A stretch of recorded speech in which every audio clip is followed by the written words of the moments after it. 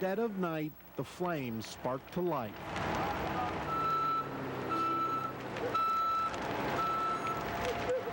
At a place called St. Edward. It's a shock. Just a shock. The corner church stood on the corner of Orono and Plymouth for 35 years. Everybody's okay. Nobody was hurt. 100 families called St. Edward theirs. I mean, it got really big before anybody happened to look out their window and say, oh, hey. We're all standing here trying to figure out what's the message. Parishioners came quickly. Man. But Father Mom showed up first. Father Mom. That's her on the left. You see, Judy Hoover leads this congregation. She's pastor. I don't decide anything except the Lord's Prayer right now. No. Firefighters spent all morning fighting fire and the lack of water. 2 hydrants in the rain weren't enough.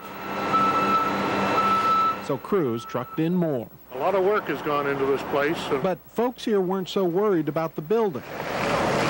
But a congregation is much more than the building is. More so, they worried about their pastor. Today, Judy lost her church.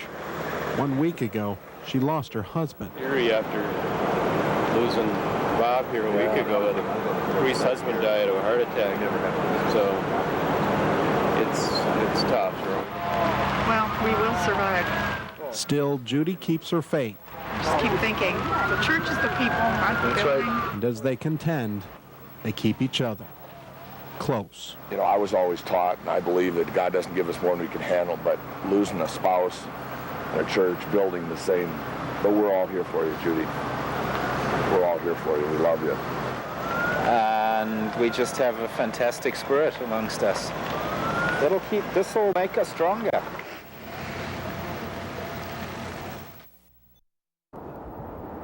A 130 miles separate the Twin Cities and Georgia Smith's cabin. You could go into that brush there. But for her son, it could just as well be a million. It's your worst nightmare. Almost 2 weeks ago, Brett's mother left Champlin for her cabin near Minong, Wisconsin, north of Spooner. The plan was for the family to meet there for the 4th of July. When my brother arrived first and found out that she hadn't got up there, our hearts all dropped, and they've been bottomed out ever since. So Brett works through it by working. I'm going to throw some flyer in this guy's mailbox, so hopefully when he's driving around, he'll keep an eye out. Trying to get his mother's picture in front of as many people as possible. I think if we can get the local eyes involved here, we have a much better chance if she is up in this area. If she's in this area. See, that's the problem. They don't have a single clue as to where Georgia might be. Which is why Brett is going door to door. Hi there. Recruiting help. So we're thinking it's possible that she might have got into the interior here somewhere. And although explaining the problem means facing reality.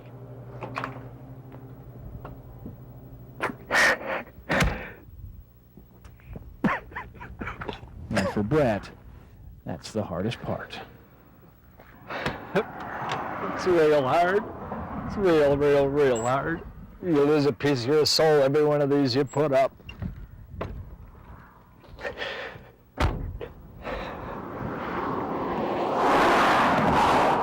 But he'll keep putting them up, keep handing them out until he knows just what happened to the woman he calls his best friend. I keep waiting for her car to pull into the driveway and for her to get out and smile and say, well, this is where I was, but it never shows up.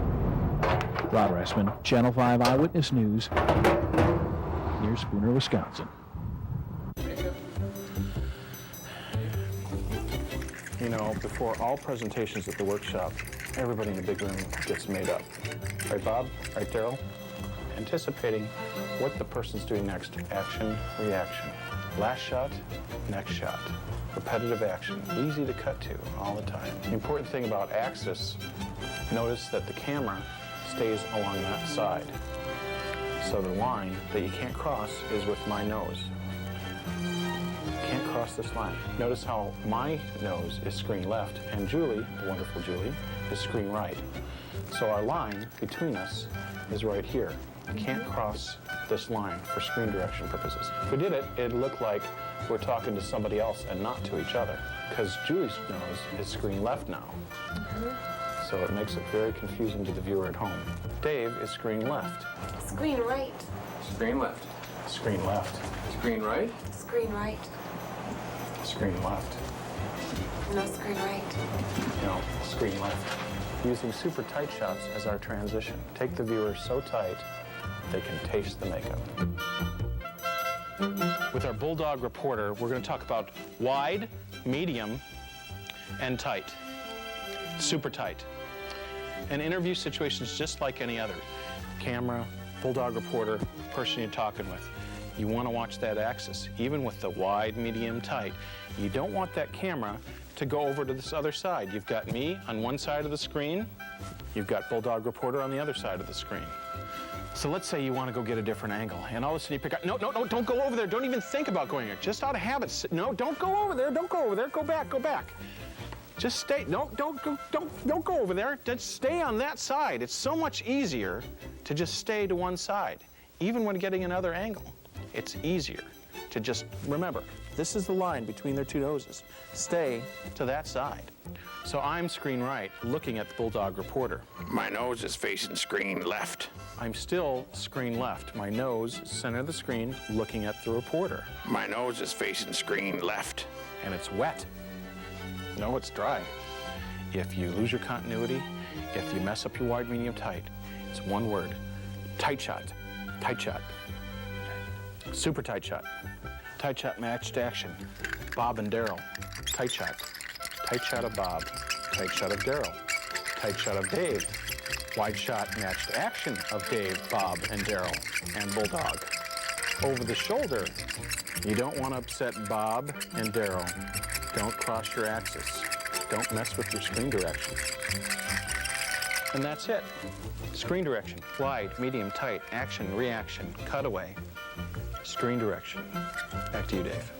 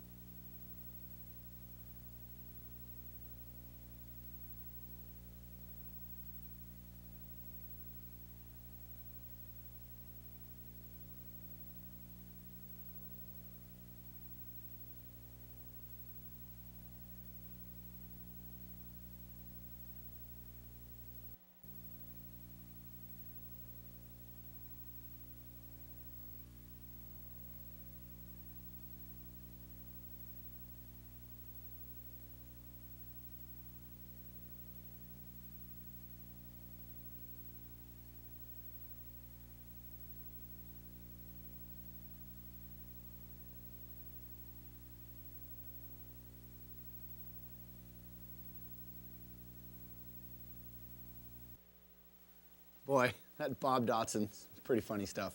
Well, hi, I'm Justin Foss, and I'm sitting right, wait, there I am. We're going to take a few minutes here to talk a little bit more about screen direction and continuity. First thing is, let's talk about the basic sequence of just somebody sitting here watching TV. This man is about to die. Okay, so you see, this guy's getting chased. You see, I was always going left to right, left to right. Even right now, that camera is to my left side, and see, left to right, left to right.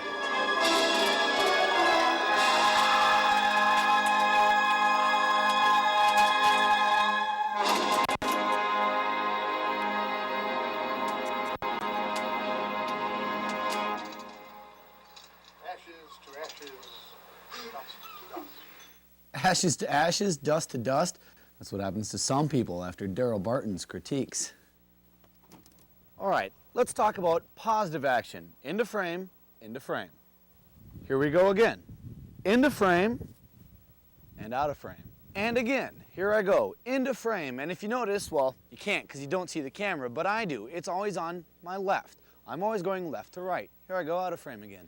Oh, by the way, this is Clear Lake, Iowa. It's March. It's a balmy 30 degrees. Perfect weather. Even on a long shot, the camera needs to be to my left, the same side it's always been, even if you're zooming. That way, it always looks the same.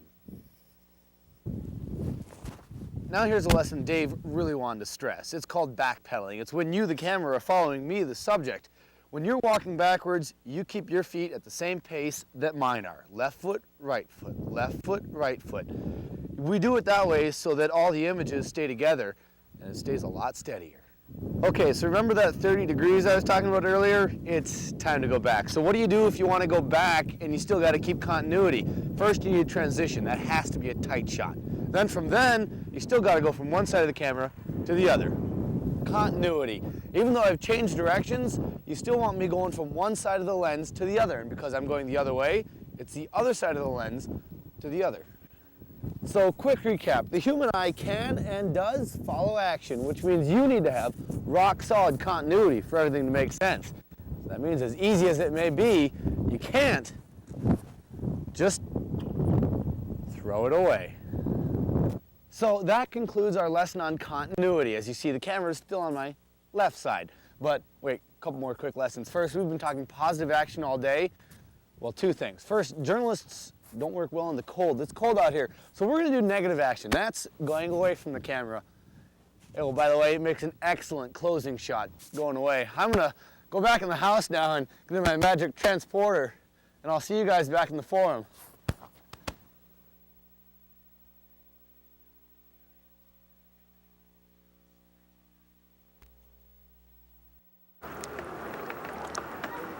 Winter in Wayzata, the only season when ducks rule Lake Minnetonka, with one chilling exception. It's pretty cold and windy. January 1st. 2002, it's the 1st of January. The day when Nate and Anna Wade's mother waits her place in line to follow this lead. An annual New Year's ice dive. Thanks so very much. Which Bill Wenmark of the American Lung Association Running Club created 12 years ago. You look at some of their faces and it's just shock. Hey, Scott, where to go? 280 men, women, and kids in bathing suits and shoes took their turn to plunge into the lake. And this year, Nate and Anna wanted to watch their mom, Ellen, firsthand. She's jumping in because, I don't know. Different people took these steps for different reasons, but Bill Wenmark dedicated this January 1st to September 11th. A whole bunch of people, a whole bunch of Americans died on September 11th, and we're going in for them. We're not going to get her wet. We're going to bring her out dry.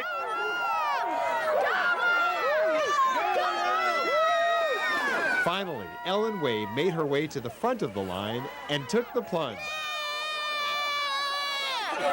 That is crazy. That is crazy. On the one winter day when the ducks aren't alone beneath the icy lake water, America's flag stayed high and dry. Happy New Year. Happy New Year. John Stone, Eyewitness News. We'll be starting with Class 92, Pups Hurdle, 6 to 9 months, Underdogs. It's a great experience. It's very fun. It's pretty cool. Love it. Love it. This is people having a lot of fun with their dogs. This is Jack Russell Racing. They're trying to kill the lure. This is where they really show their own. This is how you get them to win, yep. Little white dogs They're after the lure to kill it at the end of the track.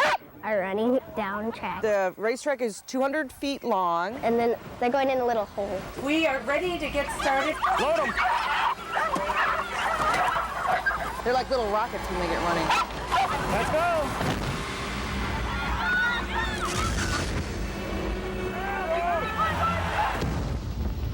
I think they've had them clocked up to like 36 miles an hour. Got it. Fast. Really fast. Incredible. You have to let the lure get out ahead of the dog. They're all going to be trying to get to the lure at one time. I've got to catch the dog. It's like trying to catch a grease pig. Very, very fast. Load them! Hey, they're extremely tough dogs. They're a rugged dog. Come on! That needs this type of activity. Little white blurs. Competition for the dogs. It's the first dog through the hay. They're hyper. And they're running wide open through the hay, and they end up running right into the lure box. The dogs love it. It's fulfillment of the breed. That's what they love. It's actually more fun for the dog. They just give you so much satisfaction. They're hunting dogs, and so they're a special breed. She got third. Nobody caught her. Come on, Monix, come. And so they need special treatment. Good girl. And that's what this is part of. You can give them back to the owners. Come here, Bernie boy. The dogs just live for it. Let's go.